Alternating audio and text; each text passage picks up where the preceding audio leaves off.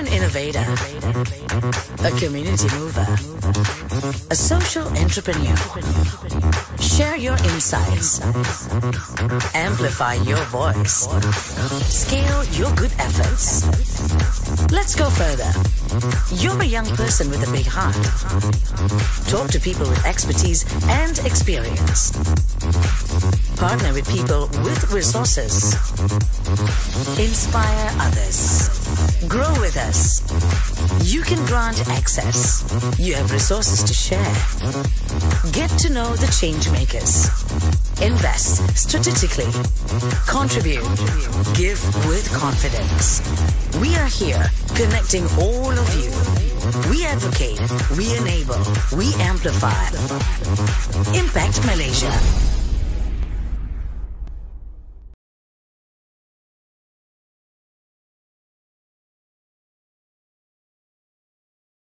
Kakak Hanim binti Aping, kakak adalah pengerusi kampung Majlis Pengurusan Komuniti Kampung Orang Asli.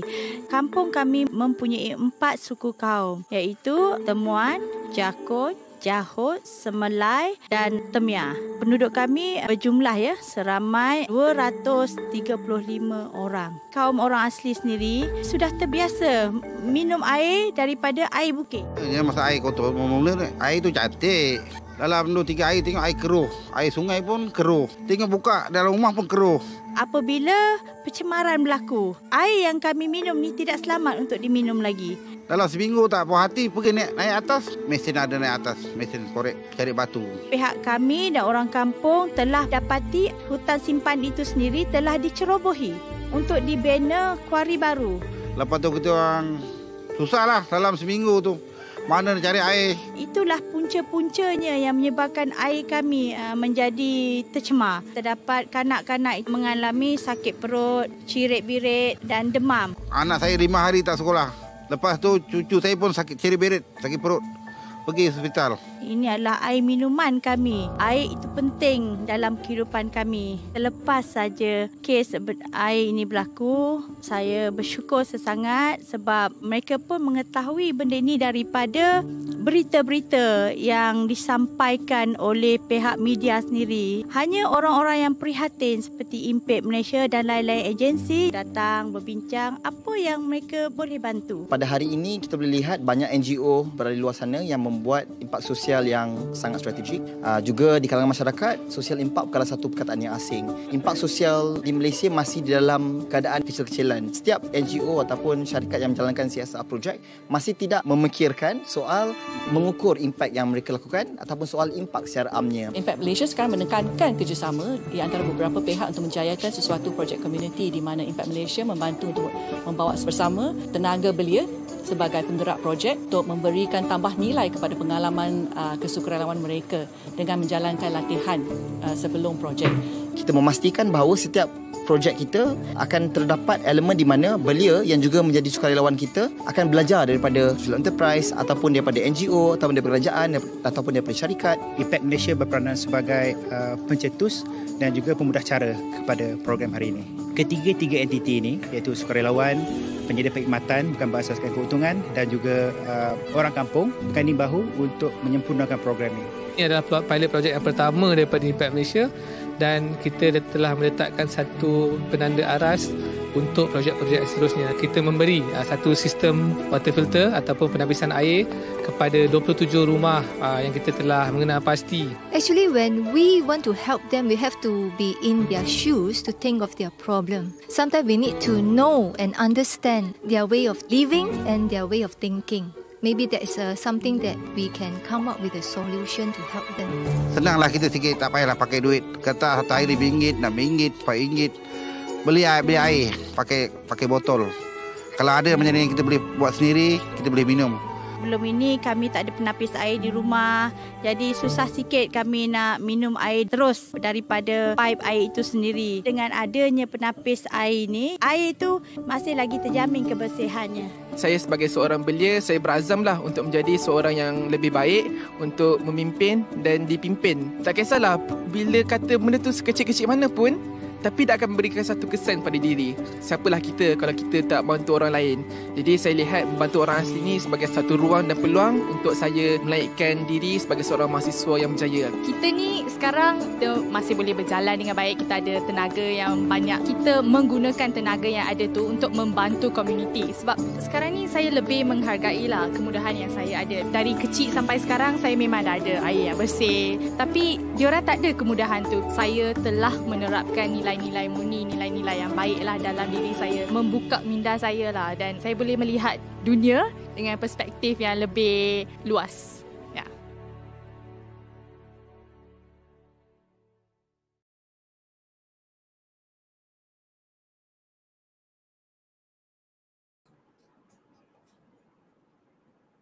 Sulaiman, apa? Just ask part 5 card lah.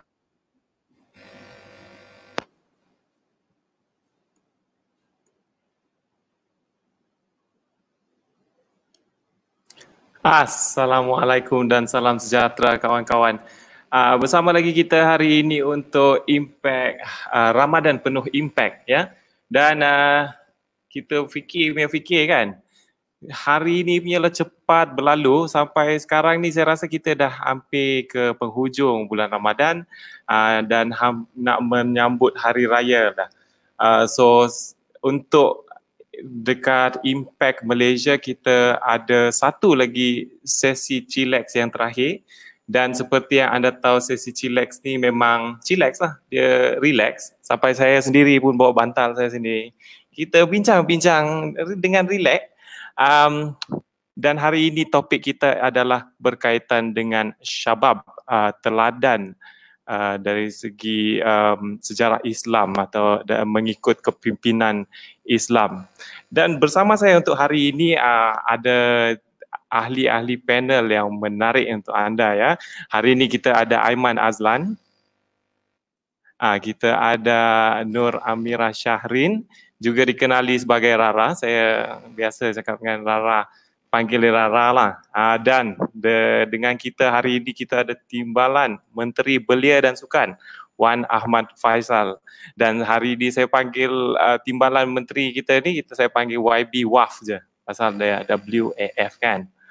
So YB WAF dengan kita juga. Hai YB WAF.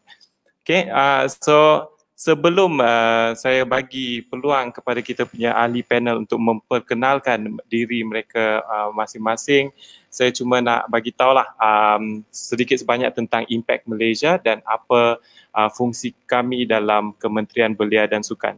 Jadi Impact Malaysia ialah satu agensi di bawah Kementerian Belia dan Sukan dan fokus kami ialah untuk membudayakan impact dalam kalangan belia. Dan membudayakan impact ni tahulah soal perkara yang macam susah nak fikir kan. Sebenarnya dia senang je membudayakan impact ni, maksud dia kami cuma nak bagi atau nak ajar belia untuk berfikir lebih jauh daripada mendapatkan hasil saja. Kita nak mencipta impact di Malaysia.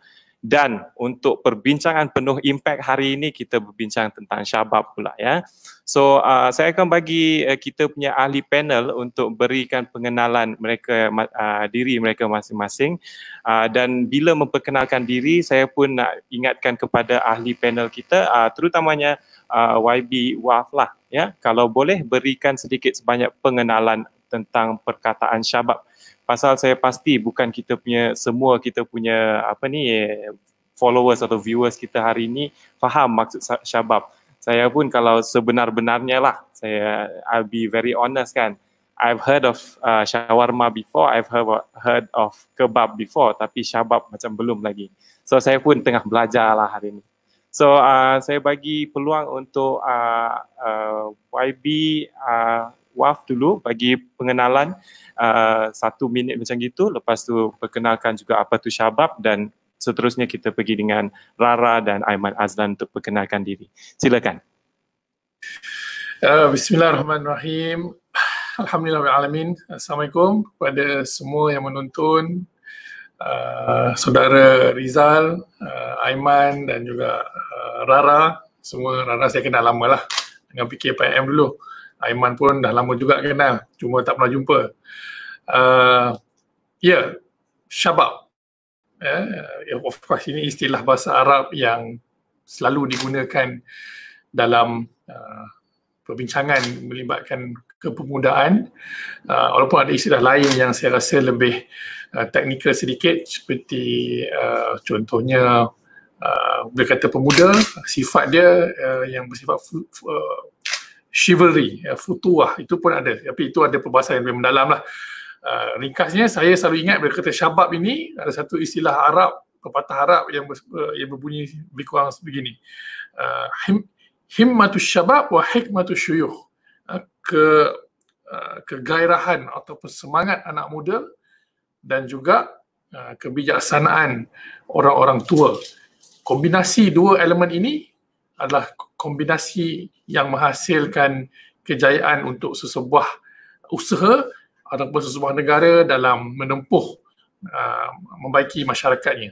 Jadi itu antara penerangan ringkas yang saya boleh kongsikan tentang syabab. Okey, Rara, silakan.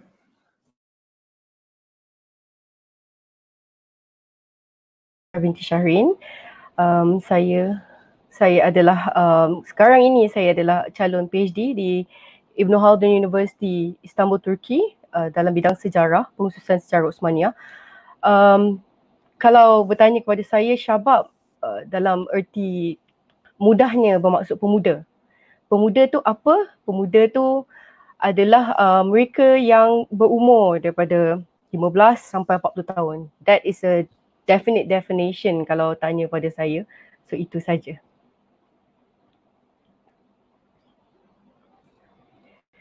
Okey. Silakan Aiman. Terima kasih. Baik. Assalamualaikum warahmatullahi wabarakatuh. Terima kasih. Nama saya Aiman Azlan. Saya merupakan seorang mentor pemuda. Itulah fokus saya sekarang. Dan pemuda, tak nak ulang balik takrifan yang sama, cuma saya nak sebut kalau dari segi penggunaan harian tu, usually especially dalam circle of friends saya, kalau cakap syabab tu kita akan ada dia punya understanding yang kita sedang bercakap tentang orang muda yang macam mana, orang muda yang bersemangat, orang muda yang ada prinsip, orang muda yang ada tenaga. Dan kadang-kala kita dapati yang orang yang mungkin umur dia tak muda tapi dia ada semangat macam orang muda. Dan saya alhamdulillah lah berkesempatan berjumpa dengan beberapa individu yang macam ni, umur 60, umur 50 dah pencen, tapi dia punya semangat, dia punya fitness tu boleh katakan kalah even saya lah. So just nak expand sikit definisi tu, bukan saja kepada umur tapi juga kepada semangat, boleh jadikan kita seorang syabab juga. Itu je lah yang saya nak tambah. Okay, menarik. Seperti yang Aiman kata kan tadi, kalau tak semestinya umur tu pengehad kepada kebeliaan seseorang itu kan. Dia perlu ada sifat-sifat yang tertentu, dia kena bertenaga, dan saya rasa kita perlu move on to this discussion, iaitu apakah sifat, kalau kita masuk pada topik itu kan, apakah yang sifat yang harus ada pada orang muda terutamanya di Malaysia. Saya rasa ini untuk semua ahli panel, bagilah sedikit sebanyak perkongsian mereka ya. Silakan. Okay, kita start. Kalau tadi kita start dari YB Waf kan dulu. Kita start sekarang dari Aiman, lepas tu kita pergi Rara dan YB Waf. Okay. Alright. So antara sifat pemuda yang saya lah personally fokus sekarang adalah sifat yakin. Saya nak fokus satu sifat sahaja sebab saya pasti panel yang lain akan ulas sifat-sifat yang lain lah pula. Saya nak fokus sifat yakin. Sebab apa saya suka sentuh bab yakin? Sebab sepanjang boleh dikatakan 9 tahun saya berinteraksi dengan anak-anak muda di universiti, di sekolah, di organisasi, sama ada dia bertaraf pelajar ataupun bertaraf profesional, saya nampak ada pattern of behaviour yang saya nampak kekurangan keyakinan tu ada dalam ramai anak-anak muda. So sebab itulah saya fokus banyak dalam message saya tentang keyakinan diri. Jadi anak muda kena ada that self confidence lah, dan self confidence tu perlu berakarkan bukan rupa paras, Bukan CGPA di universiti, bukan juga status sosial dia, tak. Dia perlu berakarkan prinsip hidup dia. Perlu berakarkan nilai-nilai yang dia pegang. Perlu berakarkan falsafah hidup yang dia pegang. Itu yang menjadikan keyakinan diri dia itu kita kata campaklah dia di mana sahaja, dia akan still rasa yakin. Bukannya kita challenge dia sedikit terus goyah, kita kacau dia sikit terus dia give up. So itu yang kita tak nak dalam anak-anak muda. Kita nak anak muda yang kita letak dia dalam pelbagai situasi yang sukar, dia masih lagi boleh bawa diri dia. Dia masih lagi boleh berdiri dengan tegak. Dia masih lagi boleh berkomunikasi untuk memberikan pandangan dia, untuk memberikan pencerahan daripada perspektif dia kepada dunia.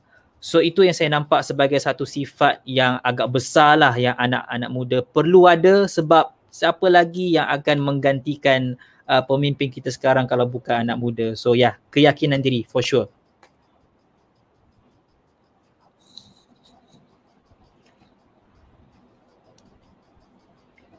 Alright, kalau bertanya pada saya, tadi macam YB Waf kata kan, dia dah kenal saya dari zaman PKPM. So kalau kata kami dalam PKPM dulu, ada bukan satu tapi 4 pilar yang kami pegang. Yang saya sampai hari ni pun saya masih pegang. So dan saya rasa anak muda perlu pegang juga. Ada 4 ism. Yang pertamanya adalah spiritualism, keduanya intellectualism, ketiganya activism dan keempat idealism. Kalau kesemua 4 ism ini ada pada anak muda, saya rasa dan saya percaya semua anak muda boleh mencorak masa depan. Hari ini dan juga akan datang. Dan seperkara lagi yang penting saya rasa perlu ada pada anak muda adalah bersedia untuk belajar, mengajar dan diajar. Sebab ini adalah elemen saya rasa adab juga dalam kita untuk membesar ataupun untuk lebih matang. So saya rasa itu 2 poin yang penting saya rasa untuk anak muda perlu ada.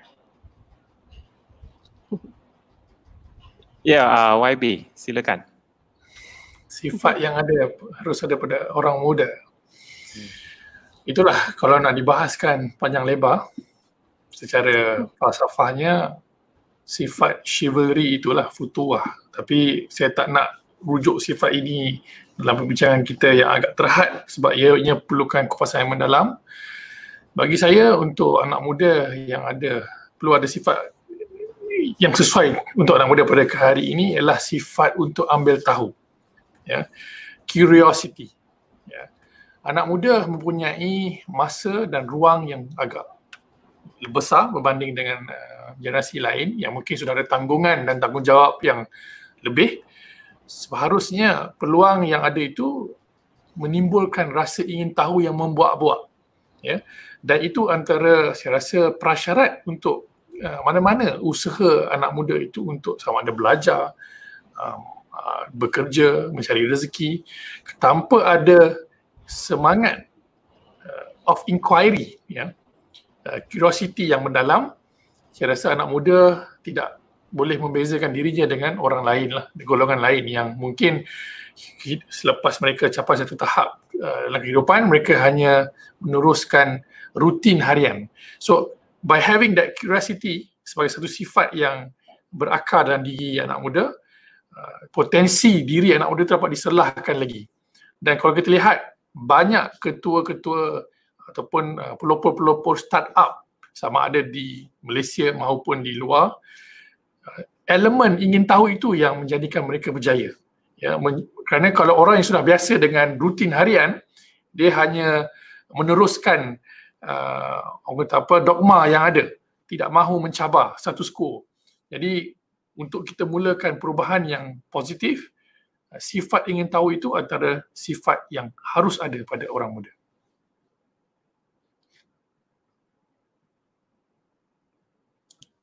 Terima kasih banyak-banyak ya kita punya ahli lepak kita hari ini atau ahli panel kita hari ini. Saya daripada Aiman, daripada Rara, daripada YB Waf, saya dapat beberapa benda lah dari segi sifat yang perlu ada pada seorang belia. Saya dengar, kena ada keyakinan diri, kena ada adab bila nak belajar. Saya sangat-sangat berminat dengan bahagian itu. Dan juga YB Waf juga mention that we have to have curiosity. Sifat ingin tahu tu kena ada. Dan ya, kita dah bincang tentang sifat-sifat yang ada, tapi sometimes kan bila kita bincang dengan kawan-kawan kan, kita bagilah 10 sifat ke 10 fakta kan, dia masih tak boleh register lagi tau. Macam saya pun macam gitu juga bila saya belajar, tak boleh register. So kalau nak register kena bagi contoh. Apakah dia 2 contoh orang muda yang menjadi teladan dalam sejarah Islam, dan cuba ceritakan sedikit sebanyak tentang mereka. Soalan ini saya tujukan khas pada YB Senator dan juga Rara. So kalau boleh kita bagi YB Waf start dulu, lepas tu Rara lah. Oh, banyak sejarah Islam, banyak Tariq Ibn Ziyad, Sultan Muhammad Al-Fatih. Ini semua antara contoh-contoh yang kita biasa dan selalu dengar. Dan saya rasa yang paling antara yang menarik lah kalau kita lihat sirah Nabawi ialah Sayyidina Ali sendiri. Bagaimana peranan beliau dalam hijrah baginda Rasulullah SAW daripada Mekah ke Madinah. Bagaimana keberanian beliau itu dan sifat amanah, jujur dan kebijaksanaan beliau itu amat-amat sentral dalam memastikan kelangsungan dakwah Islam yang baginda Rasulullah SAW lakukan dalam tempoh diancam dengan kafir Quraisy dan sebagainya. Jadi itu antara contoh-contoh yang biasa kita dengar. Tapi saya suka bawa contoh lain yang mungkin agak kurang diketahui oleh anak muda kita di Malaysia. Saya suka bawa contoh pemuda yang bernama Malcolm X, ya.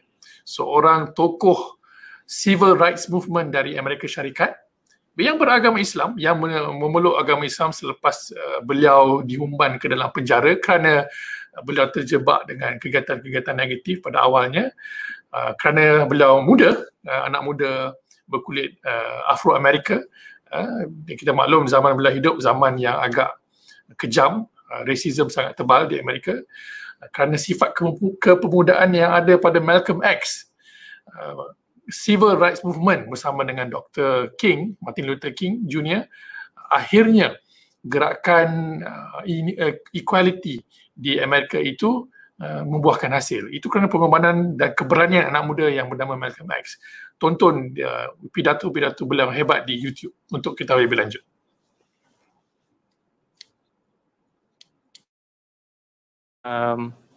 Terima kasih. Saya pun tak pasti kenapa tapi internet line saya ni macam mencemburui saya.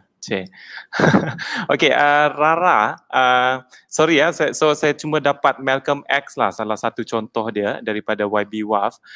Tapi cuba Rara pula, siapakah dia 2 contoh dari segi sejarah Islam? Ya. Kalau kita bercakap tentang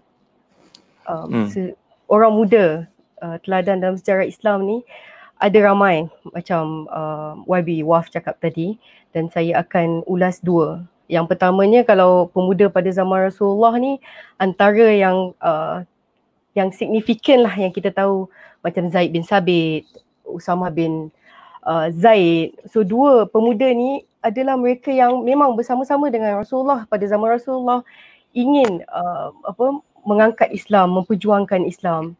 Dan tadi saya ada sebut nama Usamah bin Zaid ni, dia adalah seorang kita boleh kata sahabat juga yang diwakilkan oleh Rasulullah untuk berperang, kempen perang ke wilayah Romawi pada umur 21 tahun. Kita tengok muda 21 tahun tu dah pergi perang, dah pimpin perang. Tapi kita sekarang kena renungkan anak-anak muda zaman sekarang umur 21 tahun di mana. Tapi majoritinya kalau kita sekarang ni sedang berperang untuk menuntut ilmu lah.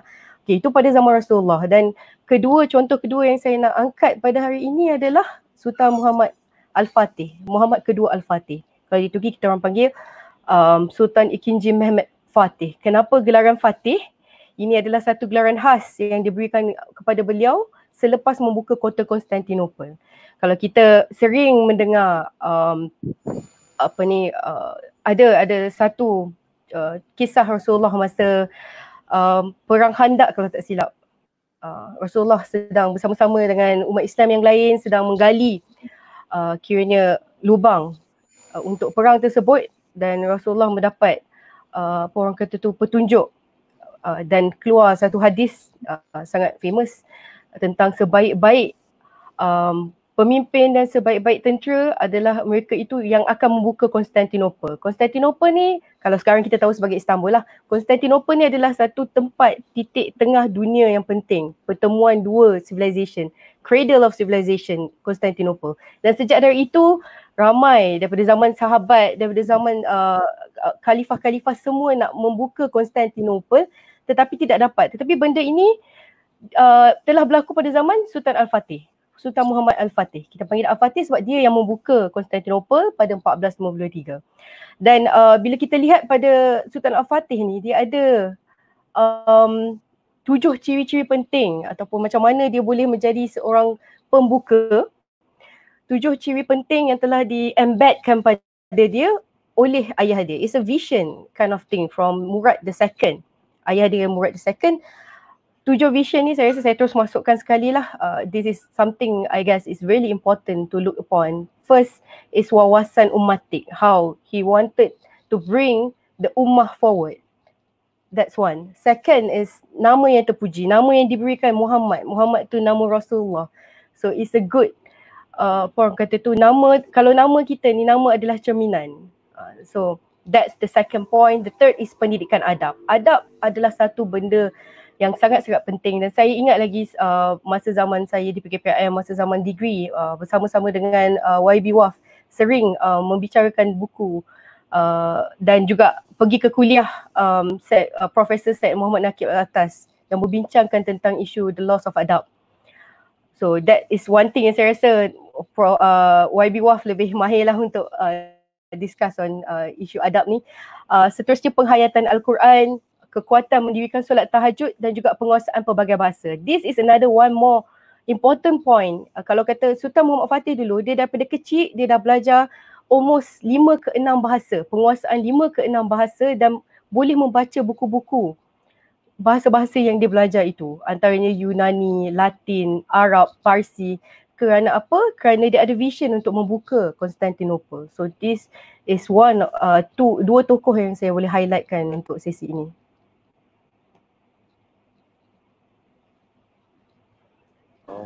Ya, terima kasih banyak-banyak Rara, dan saya tertarik jugalah dengan dengarkan tentang Mehmet Fatih Mehmet Fatih. Sorry, I tak tahu dia punya sequence of the name, but I was very interested, especially the part dia mempunyai beberapa sifat yang kita rasakan ini adalah teladan dalam sejarah Islam.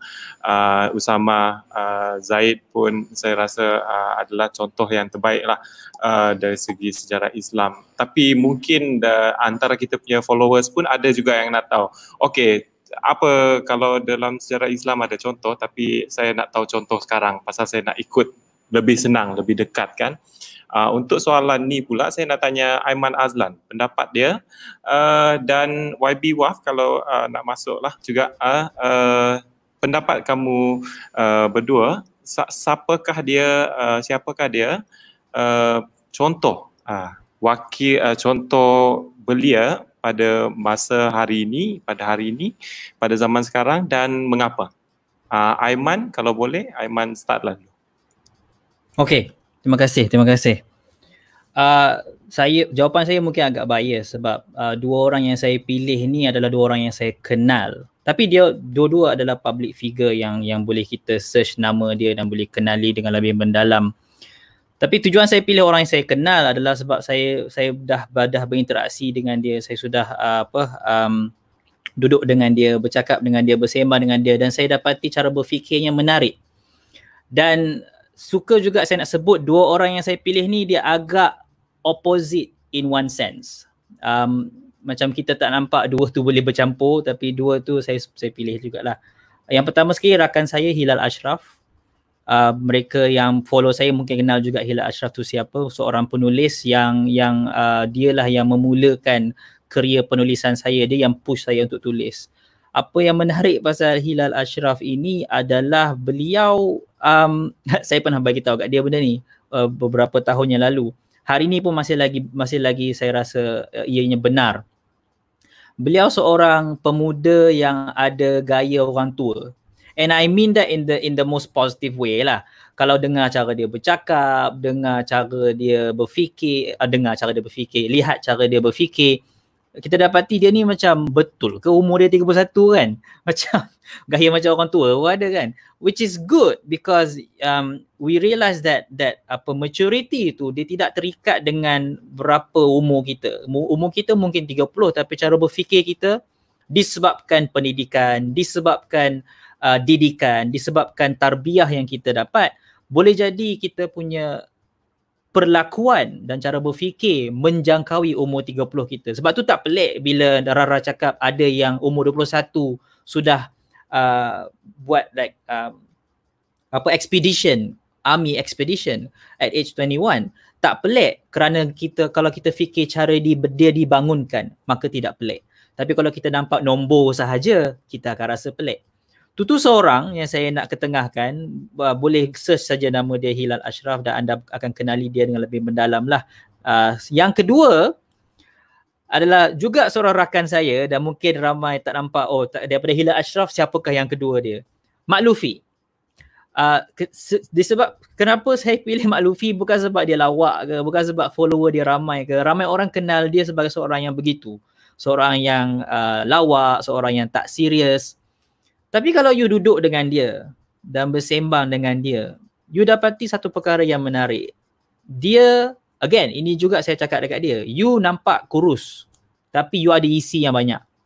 Maksud dia adalah dia ada banyak perspektif yang berbeza dalam satu badan yang sama. Dia boleh berfikir dari sudut ni, dia berfikir dari sudut ni, dia berfikir dari sudut ni. Dan dia juga seorang yang lawak. Tapi saya tak nak fokus bahagian lawak tu, saya nak fokus bahagian cara dia berfikir.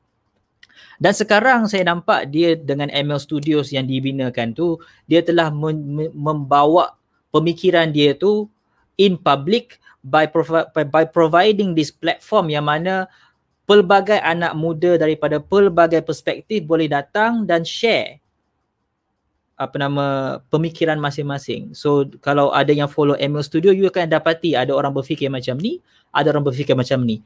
Ada yang Islamik, ada yang kurang Islamik, ada yang scientific, ada yang lebih kepada art and social.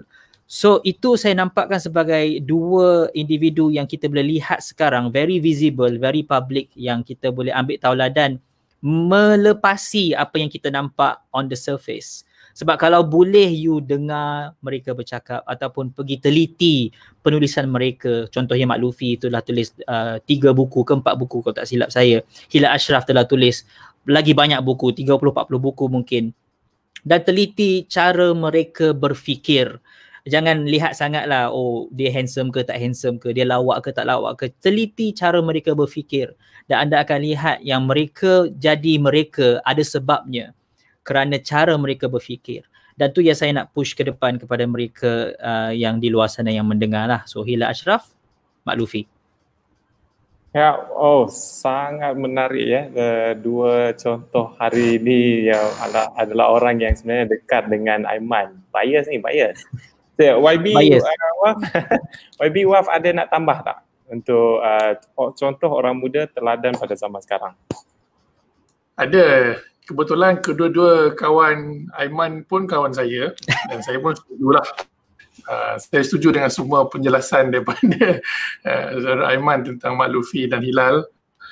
Cuma saya mungkin nak kongsi contoh daripada luar daripada negara kita yang agak jauh tapi terkenal, yang mungkin kita sama-sama boleh ambil iktibar dan juga semangat daripada mereka. Yang pertama, Boyan Slat, anak muda daripada Belanda, seorang aktivis alam sekitar dan juga seorang innovator yang menghasilkan prototipe The Ocean Clean Up, yang mana digunakan kapal macam kapal kecil untuk membersihkan sampah sarap yang ada di sungai-sungai dan di lautan. Jadi ini antara perkara yang positif, anak muda yang menjadi pemimpinnya. Dan nombor 2 sudah tentu Greta Thunberg, seorang aktivis yang melancarkan gerakan besar-besaran satu dunia tentang protes terhadap tentang climate change, ya, sampai sudah berucap di United Nations sekalipun, dan even Trump pun bagi komen yang kritis pada beliau. Dan Malala Yousafzai, ya, antara yang ikon anak muda yang diangkat di pentas antarabangsa kerana berjaya membawa mesej pendidikan di tengah-tengah kancah peperangan di Afghanistan. Jadi ini antara contoh-contoh anak muda yang menjadi ikon-ikon antarabangsa yang mana mereka terkenal bukan kerana watak mereka sahaja, tapi kerana kos ataupun perjuangan yang mereka bawa. Ini saya rasa perkara yang hanya boleh timbul macam dikatakan oleh semua ahli rakan panelis tadi kalau mana kita ada sifat yang ingin tahu. Kalau kita hanya sifat ingin mengikut, kita hanya jadi pengikut. Tapi kalau kita ada sifat ingin tahu, kita boleh memimpin seperti mana contoh-contoh daripada Hilal Ashraf, Mat Lutfi. Kalau Mat Lutfi tak curious, tak ada dia buat MI Studio tu. Jadi ini antara contoh-contoh yang saya boleh kongsi dengan penonton semua. Ya, saya suka kita punya dari segi diversity, ya, contoh-contoh belia kita berikan hari ini. Kita ada Hilal Ashraf, Mat Lutfi, Boyan Slat dan juga Greta Thunberg. Dan saya rasa hampir semua ada satu sifat yang kira konsisten lah dari empat-empat orang ni. Saya rasa kesemuanya ada sifat ingin tahu yang sangat mendalam, dan ini saya rasa memang terbaik lah kalau kita pun boleh ada itu sifat yang sebegitu juga. Dan untuk selepas ini atau seterusnya, ya, kita ada contoh teladan pada zaman sekarang dan tak ada masalah pun kalau kita pilih seseorang yang dekat. Saya pun dulu kalau pernah kena tanya juga siapakah contoh tauladan dalam hidup saya semua orang bagi jawapan macam lah, saya contoh-contoh tokoh-tokoh yang anda kenal, saya bagi mak saya je. Pasal dia ada sifat-sifat yang saya nak ada dalam diri saya, yang memang push and really persevere, and I really admire that from her lah. So when it comes to things that we admire, it's easy to find this sifat. Tapi sometimes we don't know that we are accumulating or accruing, kita dapatkan sifat-sifat yang kita tak nak tapi sometimes kita tak tahu. Jadi untuk ini saya nak tanya Aiman Azlan lah, pasal Aiman Azlan dah banyak keluarkan kandungan atau konten online berkenaan dengan motivasi. So saya nak tanya Aiman Azlan, apakah dua masalah besar atau dua sifat yang kita tak begitu nak lah kan, berkaitan kepimpinan dari orang muda yang selalu ditanya kepada Aiman Azlan?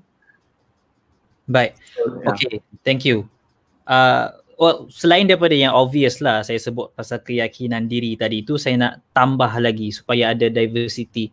Tapi keyakinan diri tu satu yang memang boleh katakan top 3 lah masalah anak muda yang saya dapati. Yang dua lagi tu saya boleh katakan yang nombor 1 adalah kurangnya pendedahan ataupun dorongan untuk mereka buat keputusan sendiri.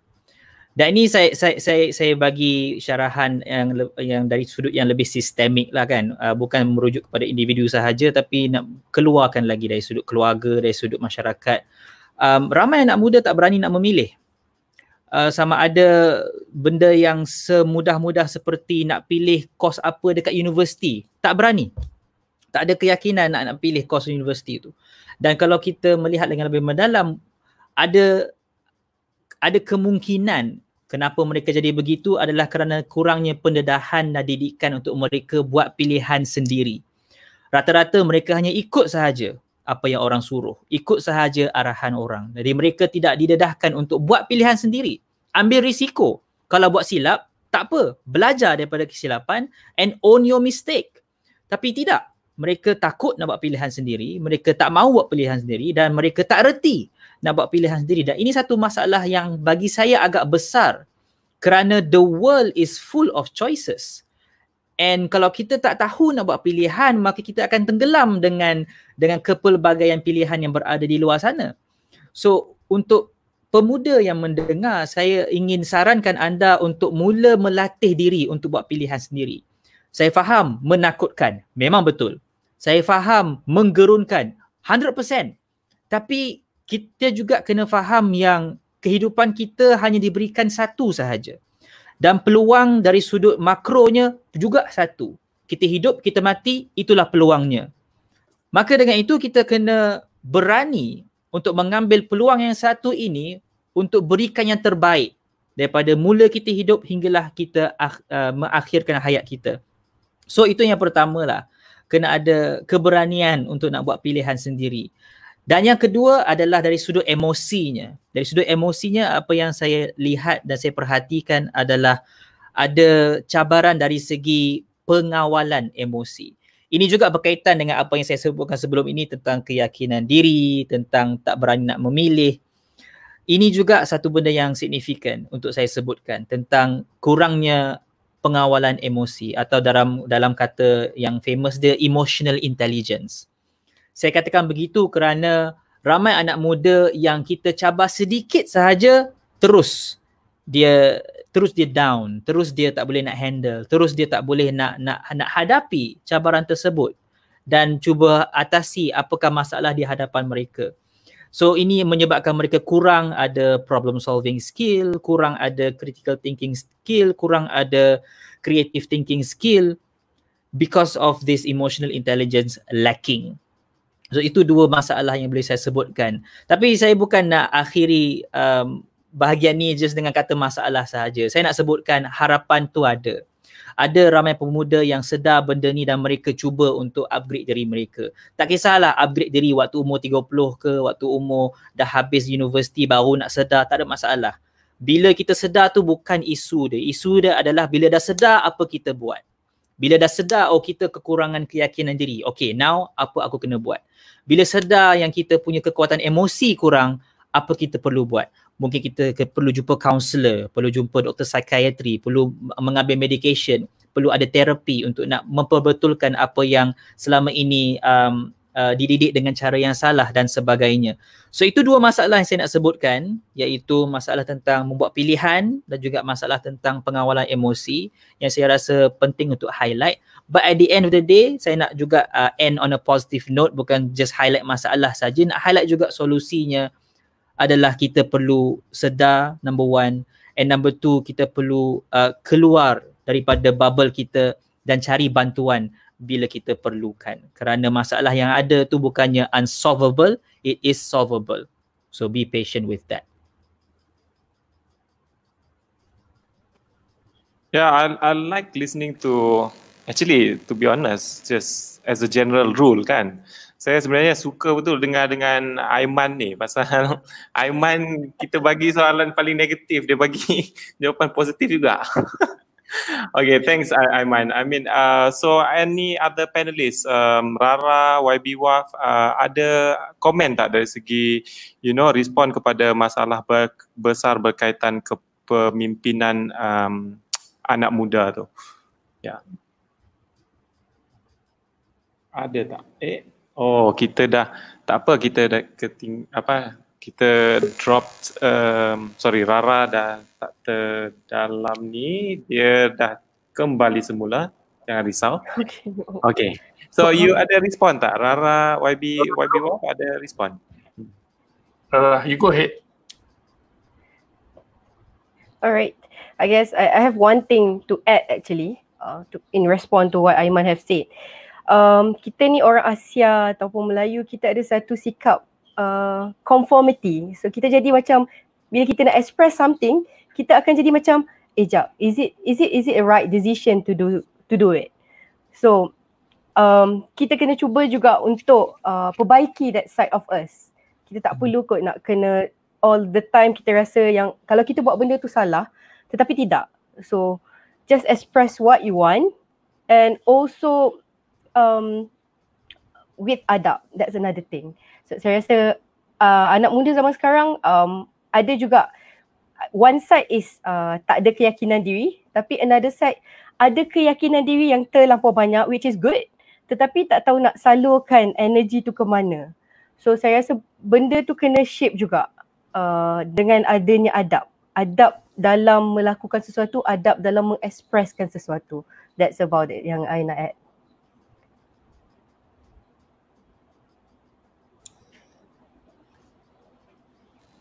Thank you, Rara. YB, anything you want to add to that? Yeah, just to add up, sambung daripada ulasan Rara tadi tentang adab ya. Betul, antara masalah yang melibatkan kepimpinan orang muda di zaman ini ialah bila mana kita berdepan dengan istilah ataupun dalam bahasa mudah generation gap lah. Ya, saya pun tak pasti apa jenis belia yang kita sedang sama-sama santuni ketika ini. Saya mungkin antara generasi millennials yang awal, 87 lahir 87. So sekarang ni mungkin ada yang sudah lahir tahun 2000. Jadi ini ada orang kata ini generasi zoomers ya. Dan golongan ini sebenarnya kalau kita lihat mereka sangat kreatif, sangat berani, sangat yakin. Sebab itu mereka banyak di TikTok, di Instagram. Mereka melancarkan banyak inisiatif-inisiatif yang baik. Dan kalau di kampung mungkin mereka aktif dalam kegiatan persatuan belia dengan motosikal dan sebagainya. Cuma mungkin mereka tidak, ini saya cakap secara general, bukan semua, tapi secara lumrahnya generasi ini kemungkinannya selalunya mereka mungkin kurang peka dengan tradisi, dengan sejarah. Sebab apa? Mereka unik, mereka lahir dalam satu era yang mana beban-beban sejarah lampau itu sama ada politik, tentang kaum, tentang agama, mungkin tidak sepekat mana saya dan Aiman dan Rara lalui. Dan ini menimbulkan krisis kepimpinan dalam masa akan datang kerana bila mana landasan ataupun asas itu tidak dibangunkan dengan betul, jadi kita nampak semua perkara itu benda yang baru. Sedangkan banyak perkara seperti mana Sir Isaac Newton jelaskan, beliau boleh mengeluarkan teori graviti sebegitu kerana kemampuan beliau untuk duduk di atas pundak gergasi-gergasi terdahulu. The ability for him to sit on the shoulders of giants. Jadi Newton yang hebat itu pun memperakui bahawasanya kemampuan beliau menjadi seorang tokoh fizik yang hebat kerana jasa Aristotle contohnya, jasa Descartes contohnya. Ini antara adab yang Rara cuba sampaikan tadi. Ya. Jadi pemimpin muda hari ini perlu sedar untuk menjadi seorang pemimpin yang efektif perlu ada pengiktirafan kepada sejarah, kepada tokoh-tokoh yang terdahulu kerana kita ini adalah mata rantai yang menghubungkan sejarah dan masa depan. Jangan ingat kita hebat ketika ini tanpa ada asas sejarah dan juga orang-orang terdahulu yang telah membuka the pathfinders ini, yang membuka landasan untuk kita bergerak ke depan. Ya, menarik, sangat menarik ya. Apa tu that observation, pemerhatian itu pasal saya memang banyak jugalah dengar macam talk tentang kepimpinan ni kan, tapi dari segi sebenarnya untuk konten atau untuk kandungan kita punya perbicaraan hari ini, saya rasa it's the first time or very little time that I've came across the word adab, dan saya rasa memang pentinglah kita fikirkan tentang adab dan juga kita berikan this credit to due where it's due, and especially on the credit towards history.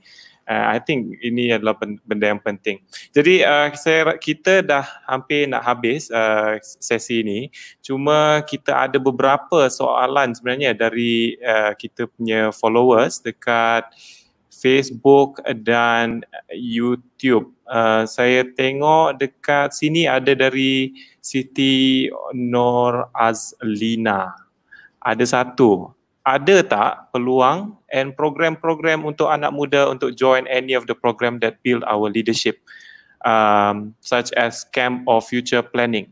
Okay, sebelum saya bagi kita punya panel untuk jawab ni, YB, the pressure's on you ya. Kidding. But I mean, saya pun salah satu daripada penerima manfaat lah dari segi program-program yang untuk build leadership. Dan untuk saya, konteks saya ialah saya dapat that access. Tapi ialah sekarang ni diorang dah tengah dengar kita dekat this talk show.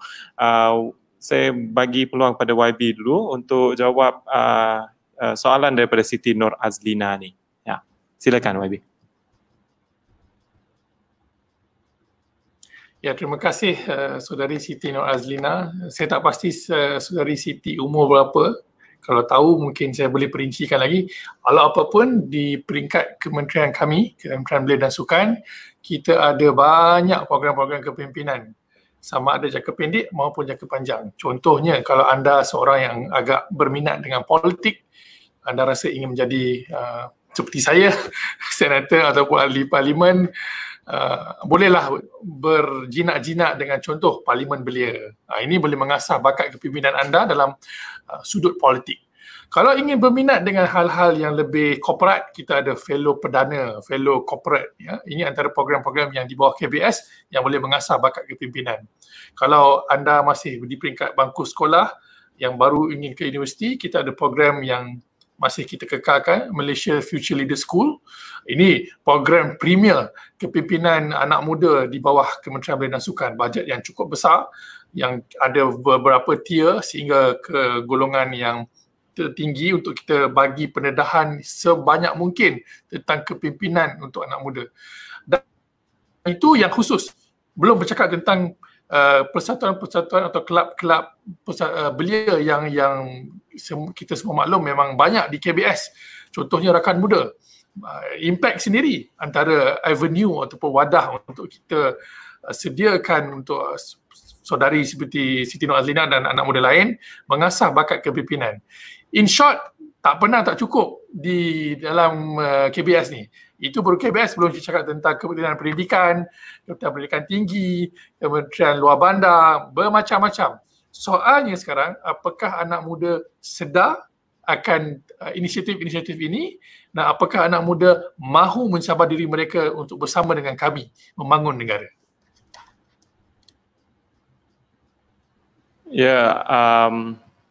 Yes, exactly that kan. Adakah kita sedar atau adakah kita mempunyai akses kepada peluang-peluang ini? Aiman, Rara, do you want to add anything? Any opportunities you've heard of? Yeah. Well, from me specifically, saya jenis yang suka fokus kepada apa individu boleh buat. Instead of fikir apa orang atas kena bagi, because that's top down, and rasanya YB sudah terangkan apakah yang sudah apa yang available from the top down. Saya lebih suka bottom up because saya bukan policy maker, saya bukan YB, so untuk saya nak pergi berpanjang-panjang panjang lebar cakap pasal kerajaan kena buat ni, kena buat ni, ia tidak produktif untuk saya sebagai individu. Apa saya kena fikir adalah apa resource yang saya ada dan macam mana saya nak maksimalkan resource tersebut. So bagi saya, anak muda boleh mula sekarang. Di mana juga anda berada, kat rumah ada smartphone, boleh mula sekarang. Google sahaja any kind of program yang you can get your hands on yang free mungkin untuk nak mulakan momentum tersebut. Dan for the most part, saya nak katakan a lot of leadership skills you learn in life. Sedang you berinteraksi dengan kehidupan yang sedang berlaku sekarang ni, di rumah, di luar rumah, you are learning leadership skill, decision making, conflict management, communication, negotiation, semua tu sedang berlaku secara langsung. Cuma kita sedar tak sedar sahaja. So bagi mereka yang berminat, boleh start sekarang. antara practical step yang boleh buat adalah tambah sedikit demi sedikit tanggungjawab dalam kehidupan. Saya bagi contoh paling mudah. Di rumah, katakanlah selama ni kita level sekian-sekian, level ini, upkan satu level, tambah lagi tanggungjawab kita. So kita katakanlah, okay, minta izin mak, minta izin ayah, boleh tak nak tanggungjawab untuk jaga bahagian depan rumah, untuk make sure bahagian depan rumah tu bersih, tak ada masalah dan sebagainya. Contoh sahaja. Ataupun nak jaga bahagian makanan pula. Okay, saya akan bertanggungjawab untuk memasak untuk rumah ini. Contoh sahaja. Anything that you can think of. Sebab kadang-kadang kita rasa disebabkan kita limited, maka kita kurang option. Itu satu cara nak berfikir. Satu lagi cara nak berfikir adalah disebabkan kita limited, we have to be more creative. That's another way to think of it. So itu yang saya nak tambah lah, dari segi individu apa kita boleh buat. Kita ada internet and kita ada keadaan sekeliling kita yang kita boleh ambil banyak iktibar untuk nak top up kita punya leadership skill tu sebenarnya. Alright, thanks Aiman. Rara, do you have anything? Because we have 2 more questions. Kita ada 2 lagi soalan. Rara, anything?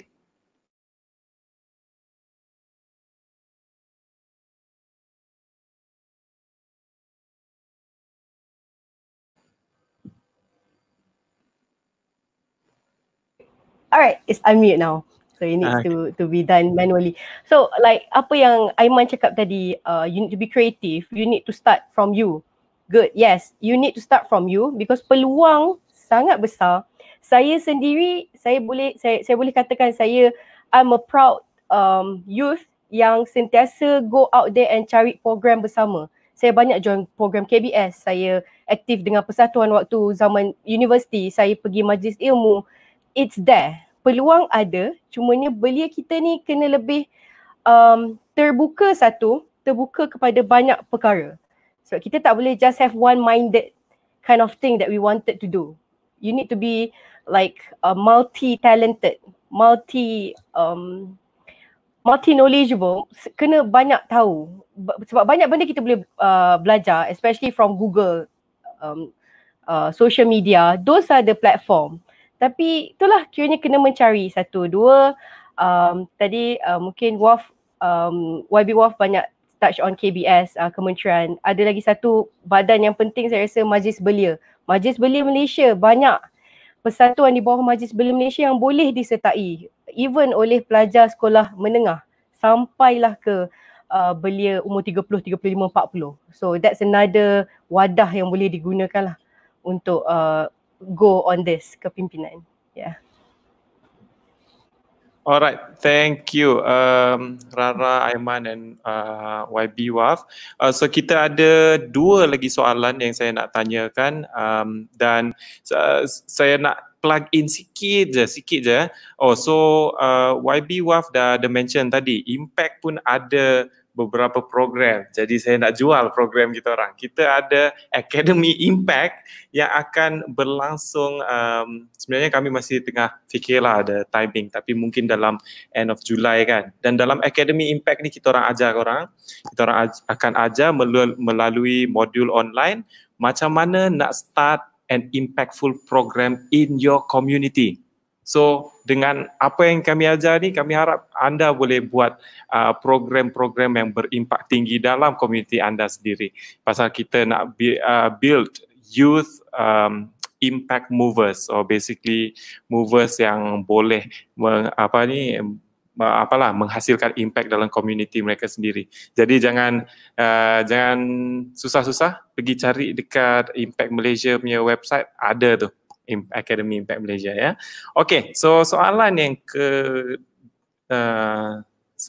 yang kedua terakhir, sebenarnya tadi saya dah nampak tadi tu, mana ni? Saya tengah cari kejap ya.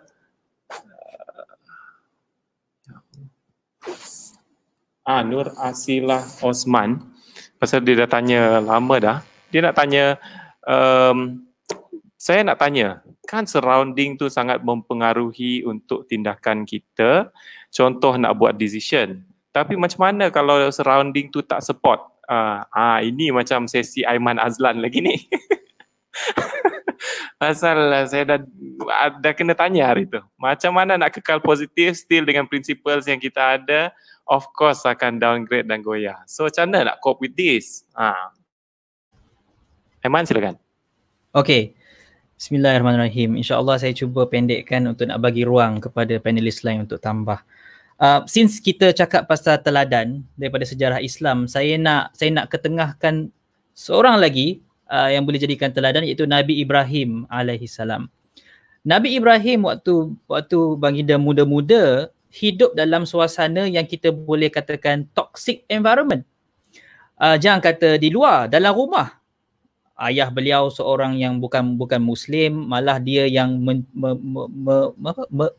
membuat berhala, kan, tokeh berhala. Lepas tu di luar pula orang bash dia sampai dia pernah kena humban ke dalam api.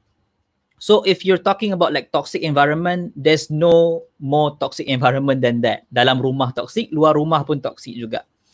Cuma persoalan dia adalah bagaimana Nabi Ibrahim alaihissalam masih lagi boleh thrive dalam situasi yang macam tu, walaupun kiri kanan depan belakang semua toxic.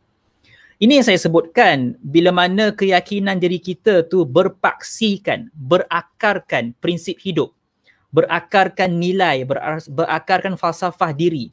Bukannya berakarkan pujian orang, bukannya berakarkan muka comel kita yakin, muka kita calar sikit mula hilang keyakinan diri, ataupun berakarkan kita punya grades performance di sekolah. Kita dapat grade A yakin, dapat grade C tak yakin. Sama juga status di pejabat mungkin, pangkat tinggi yakin, pangkat rendah kurang yakin. Itu semua bila mana kita punya keyakinan diri bergantung terlalu banyak kepada faktor-faktor luaran.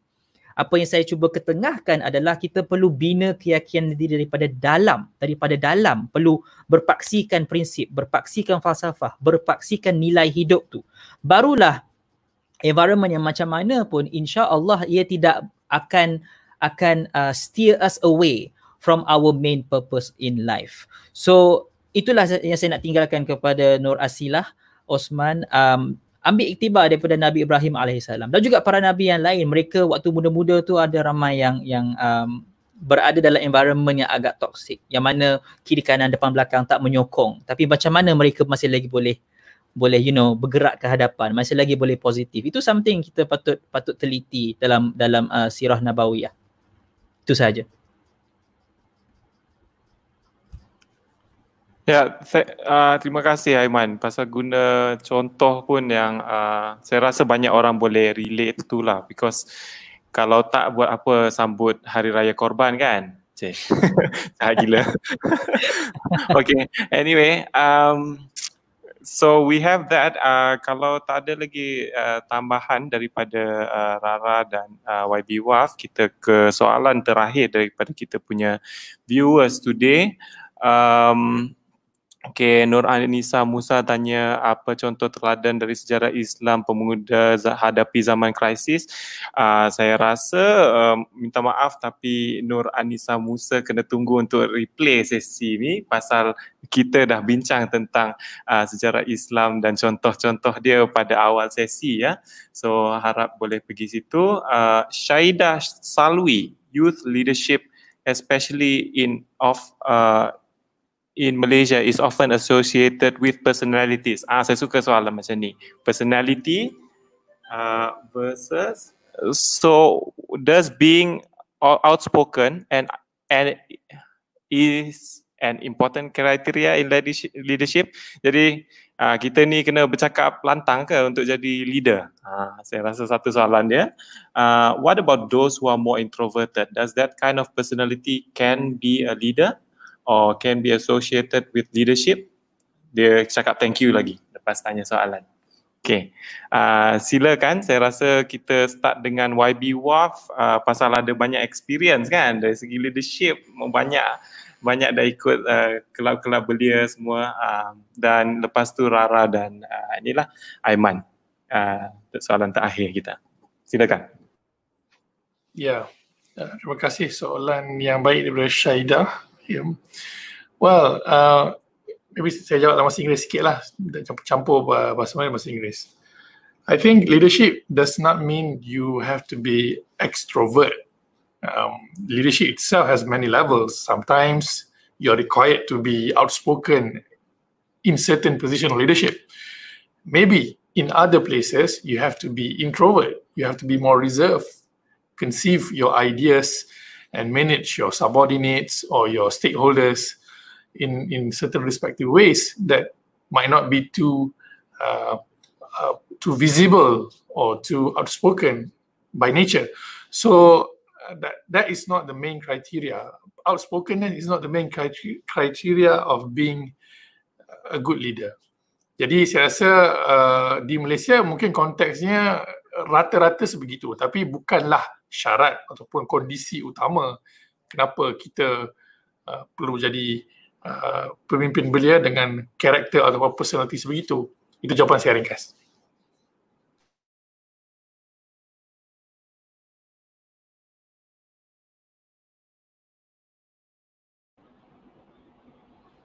Sorry, I was mute. So saya suka jawapan tu ya, pasal kita selalunya fikirkan jadi leader ni kena outspoken, tapi ada certain keadaan atau situasi yang minta anda tak semestinya jadi extrovert to be a leader. That you need someone who can guide, who can drive the team, but as an introvert as well. Rara, Aiman, any addition to that? Untuk kalau tambahan, saya rasa a very simple thing. Outspoken tak semestinya boleh memimpin. It's a good criteria in a person. Tak kisahlah you extrovert ke, you introvert ke. Outspoken is just one apa orang kata tu, added value. So kalau kata anda tak boleh nak be outspoken, you can use some other medium to be a good leader, by writing, by expressing in another way. Sebab antara contoh saya rasa ramai juga introvert leaders kat luar sana. Contohnya Bill Gates, who else? Mark Zuckerberg. They succeed in life by using their own way, by being themselves and expressing in the way yang diorang lebih kreatif dan diorang boleh membawa diri mereka ke depan. Sebab sometimes being too, kita kalau kata dalam hidup ni kita kena ada, there's one term we call wasatiyah. You need to be like balanced in life. So tak terlampau outspoken sebab sometimes you need to listen. Being a leader is also one of the character of a leader is to be a good listener. If you were the only one who are doing the talking but not listening, it doesn't meet the purpose. So that's the added point that I wanted to give in. From me personally, I mean what others have said are great already. I just want to add on from a psychological point of view.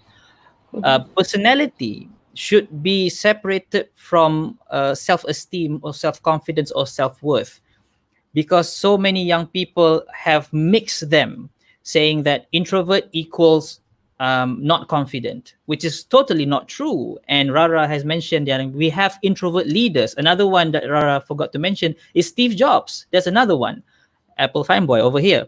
So anyway, we can see that in reality, you can have whatever personality that you have and still be a good leader. So jangan kita kaitkan personality dengan kemampuan untuk menjadi seorang leader, because personality is not equals to competence or incompetence. That is something that you can acquire and learn with training, with exposure, with knowledge, and with the skills that you gain from life. So asingkan benda tu sebab kita banyak masih lagi berfikir yang aku introvert, therefore aku tak boleh jadi leader. Just because you can speak well doesn't mean that your the content of your speech is impactful. Ramai orang boleh cakap, tapi diorang just jadi macam snakes oil salesman. Diorang just cakap kosong sahaja, tapi tidak memberikan sebarang manfaat ataupun sebarang impact kepada orang. Tapi ada orang yang jadi senyap sahaja, tapi once dia cakap, orang akan dengar. Right? So whatever personality that you have, own it. Own it and make the best out of it, because setiap personality dia macam superpower lah kan. Dia ada pro and con dia. And don't focus on your cons, focus on your pros and do the best with whatever that you have too. One thing that I mentioned pasal extrovert introvert ni adalah we need both in leadership. Right, we need extroverted leaders yang dia akan outspoken with ideas, dia akan brainstorm ideas, and we also need introverted ideas yang jenis berfikir dulu. Dia akan churn all the information first before they say anything. We need both, and it's not like one is better than the other. No, one is different from the other, and we need both because in life there are so many problems that need all kinds of people to solve those issues and problems. So yeah, that's the thing that I wanted to add from the personality standpoint. Alright, kita dah nak hampir ke penghujung sesi. Saya suka semua contoh yang diberikan.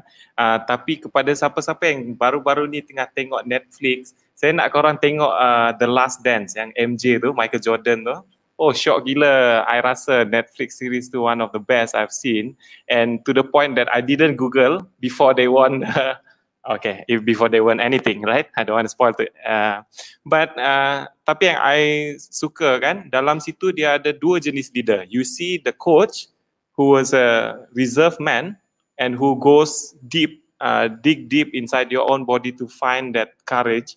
And you have Michael Jordan who's basically tak begitu bagus lah sebagai seorang manusia. Tapi you have those two leaders and they complement each other very well. Dan saya rasa dari segi perbincangan kita, memang itulah dia. You boleh ada banyak personality, tapi yang penting apa content leadership you tu. Macam mana you nak drive your friends together, you know, work towards a common goal. Dekat Impact pun kita ajar benda tu, jadi jangan lupa Academy Impact. Okay, terakhir saya nak buat satu round round up lah, penggulungan daripada kita punya ahli panel hari ini atau ahli lepak kita hari ini. Rara start first, and then YB Waf, and then Aiman, and then we will end it with, you know, just like wishes for Hari Raya whatever. Okay, silakan.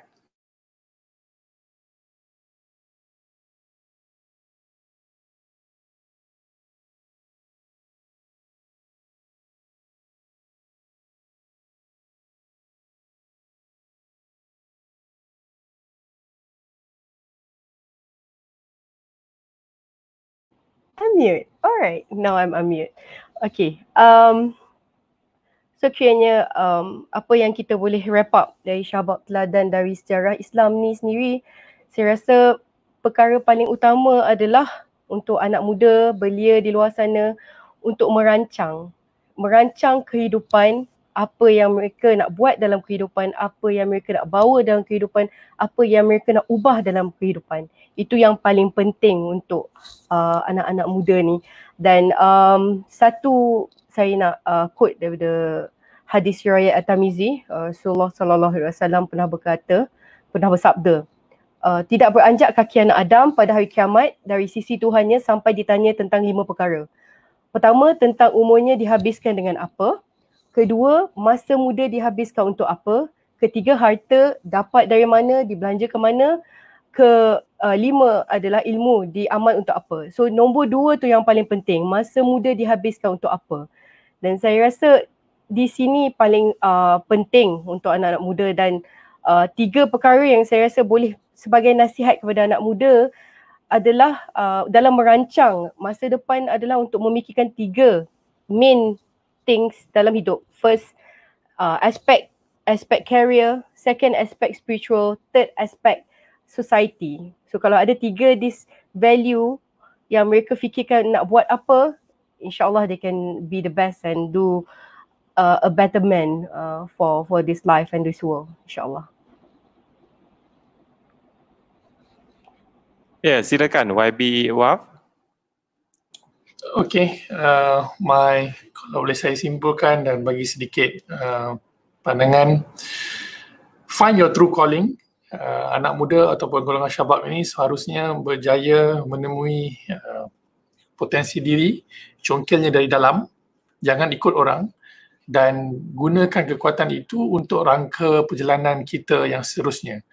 Dan kalau saya boleh kongsilah sedikit, kalau ada yang rajin baca buku, dan minat dengan mitologi.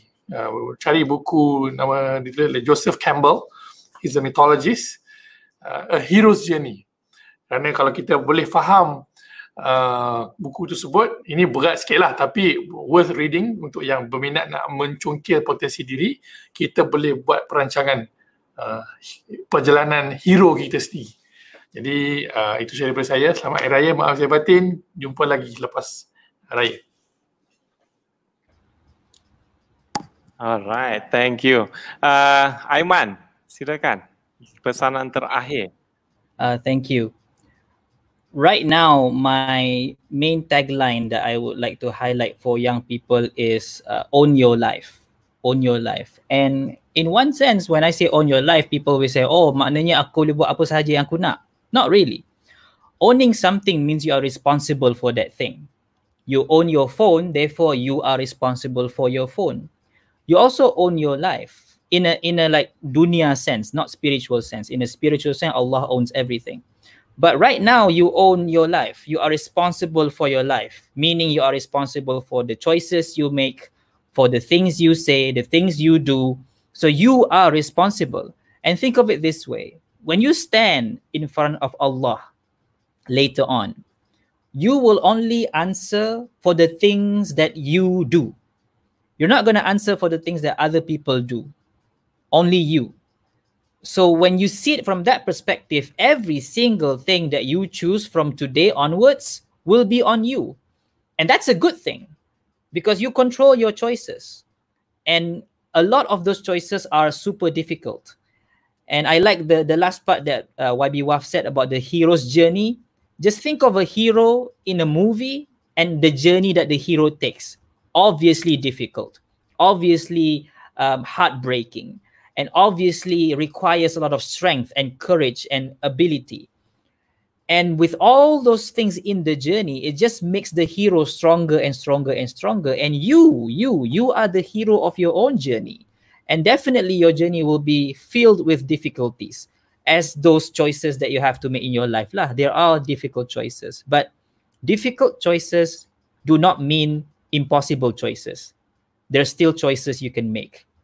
So that's something I would like for all of us, including myself, to bear in mind. We own this one life that we have, so make the best out of it. Awesome. And Selamat Hari Raya. I forgot. Selamat Hari Raya. Awesome. Selamat Hari Raya kawan-kawan. Terima kasih banyak-banyak kepada ahli lepak kita hari ini, Aiman, Rara, YB Waf.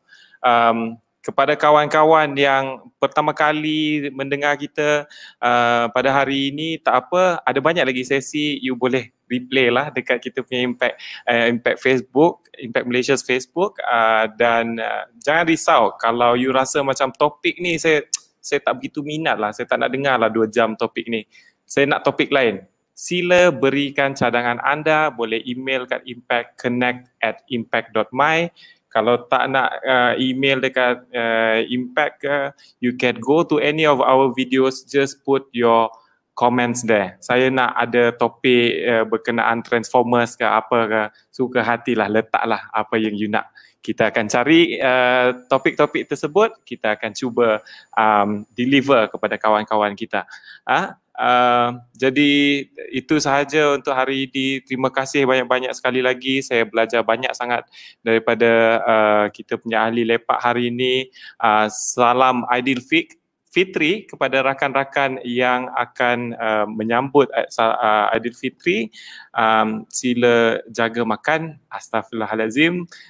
Tahulah dah raya tapi tak payah sumbat semua makanan kan. Okey, jumpa lagi selepas Hari Raya Aidilfitri untuk program-program Impact selepas ini. Assalamualaikum dan salam sejahtera. Bye-bye.